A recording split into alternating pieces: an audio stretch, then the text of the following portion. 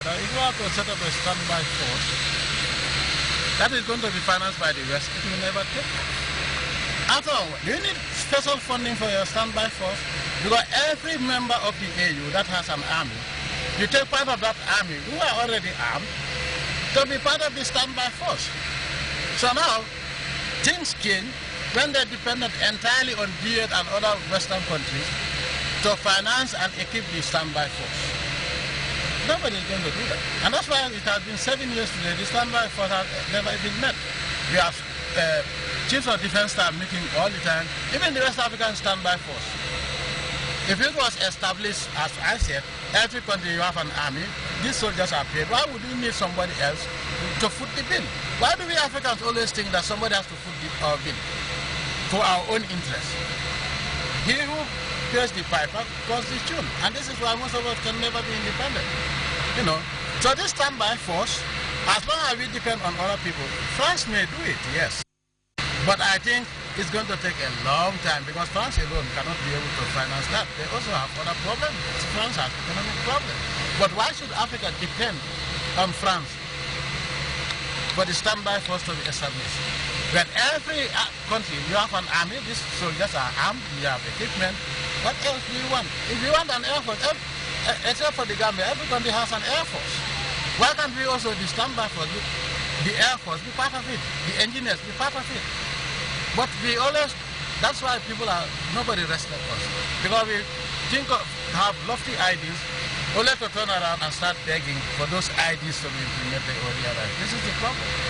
But we could have had a standby force a long time ago. And Your Excellency, considering all what you have highlighted, what do you have now for recommendations? Pardon? Recommendations. Well, they recommended more summits. And as I said, the people were also expecting France to foot the bill and to equip the standby force, which I think would be a very difficult thing for France alone to do. But anyway, let's see what happens. That's how I began my statement. I said, let us wait and see what is going to happen next. Because if we do not take our own problems seriously, nobody's going to take our problems seriously. Remember also that these wars are financed by foreign powers because of mineral resources. So, if armed robbers, you send armed robbers to to Canada, for example, and they are stealing my cattle, and I come back to you and say, my friend, why don't you give me weapons to fight the armed robbers? Oh, if you are intelligent, say, oh yes, I will do it. You sit down. When they have taken almost everything, then you send you give me equipment. By the time I'm fighting, all my cattle is gone. Tell me one conflict situation in Africa today where the area concerned doesn't have mineral resources. Tell me one African country that doesn't have mineral resources and there's a war. Now, they say, oh, because of abject poverty, the Western media, oh, people are fighting because of abject poverty. Now, how is it possible that somebody who lives below $1 would be able to buy a machine gun that costs almost $100,000? They buy these jeeps and they can wage war for years. Ammunition is very expensive, even too expensive for most states. Now, who is financing them? Now, if poverty is the cause for war, Europe, there are poor countries in Europe. Why can't they go to war? Or anywhere else in the West? Do you understand? So, but in Africa, once they sponsor people, and then look at the target areas for the raiders. They occupy mineral-rich areas. They mine and send out diamonds for just peanuts because they want arms. That's all. So there is no war in Africa today that is going to benefit any African. That's the reality. All these wars that have been fought are proxy wars for the interest of multinationals. President Jammeh speaking to journalists about the outcome of the France-Africa Peace and Security Summit held in France.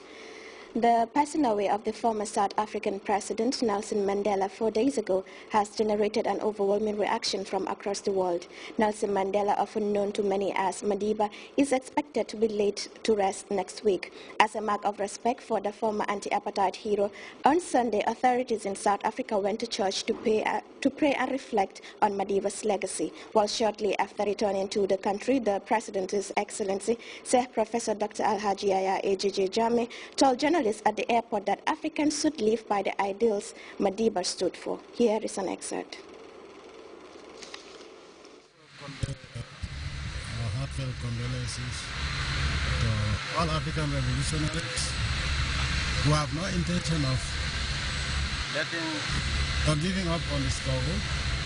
The struggle now has started for real total liberation of Africa, because the conditions that exist today were the same conditions that existed before the white man came to Africa. The loss of Nelson Mandela is Allah's decision. All we need to do is live his legacy, live by the values and the ideas that he stood for, and pray for him.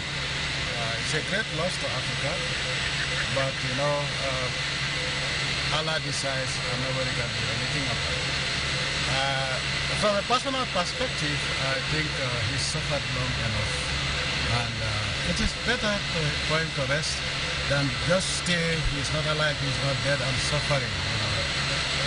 I think this is better for him and his family, who have gone through a lot of agony, and may his soul rest in peace.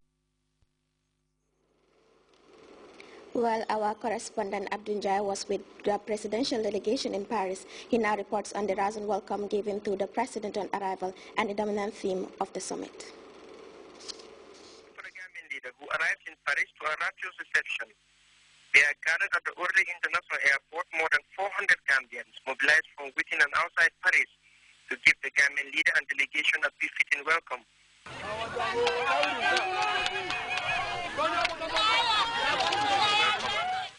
He jetted into the city together with the First Lady ahead of the Elysee Summit on Peace and Security in Africa. The summit officially opened Friday afternoon by the French President François Hollande, seeks to discuss the security situation on the continent, but more so the crisis unfolding in the Central African Republic. But the death of the man credited for giving South Africa a new beginning was to overshadow the deliberations as world leaders tried to come to terms with his passing. Tribute for the first black president of the Southern African country, Nelson Mandela, extended well beyond these walls, indicating just how much Madiba meant to South Africans, the African continent, and the world. President Jammeh had paid his respects to the man before addressing the gathering in his capacity as the chairman of the African Union Peace and Security Council. I also convey our heartfelt condolences to all African revolutionaries who have no intention of giving up on the struggle. The struggle now has started for real total liberation of Africa, because the conditions that exist today were the same conditions that existed before the white man came to Africa.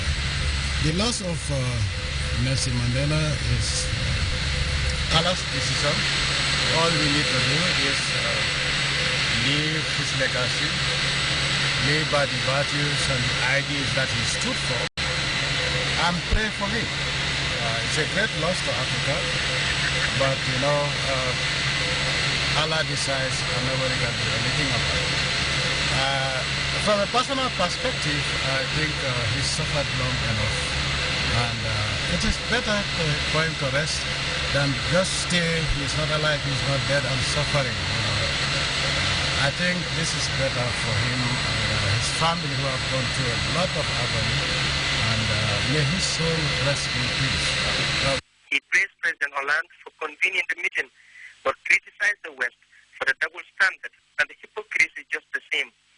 He argued that such actions have only helped in fanning the wars prevailing in parts of the continent, and largely ignores the very positive development stories showcased by Africa. Professor Jammeh went on to call for an immediate end to the blame game telling the Western world and the media to adopt a more holistic approach to ending Africa's problems instead. His Excellency the President, I think, made a significant impact on the summit, being, of course, a leader in the areas of peace and security, added to his